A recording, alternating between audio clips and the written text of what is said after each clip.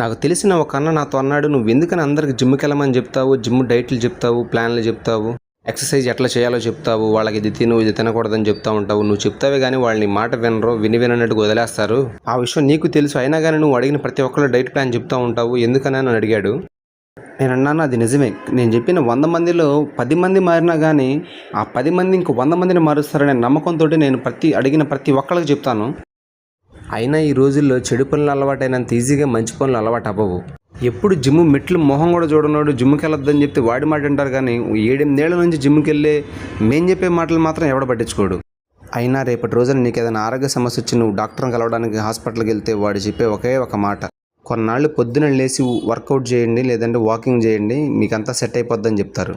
ఇక్కడ తేడా ఏంటంటే వాళ్ళు డబ్బులు తీసుకొని రిపోర్టులు చూసి మరీ చెప్తారు, మేము ₹1 తీసుకోకుండా నేను ముందుగానే హెచ్చరిస్తాం, నువ్వు నీ ఆరోగ్యాన్ని కాపాడుకోమని. ఇప్పుడు ఇదంతా మీకు ఎందుకు చెప్తున్నానంటే, ఇప్పుడు మీకు నచ్చింది తిని తాగి మీ ఆరోగ్యాన్ని పాడు చేసుకొని హాస్పిటల్ చుట్టూ తిరుగుతారో, లేదా మీకు నచ్చకపోయినా మంచి డైట్ని ఫాలో అయ్యి రోజుకు 1 గంట సేపు ఎక్సర్సైజ్ చేసి మీ ఆరోగ్యాన్ని మీరు పెంచుకుంటారో, అదంతా మీ చేతుల్లోనే ఉంది. మిమ్మల్ని మీరే మార్చుకోవాలి. ఎవరో చెప్తే మారేవాళ్ళు కాదు, మన మనుషులు.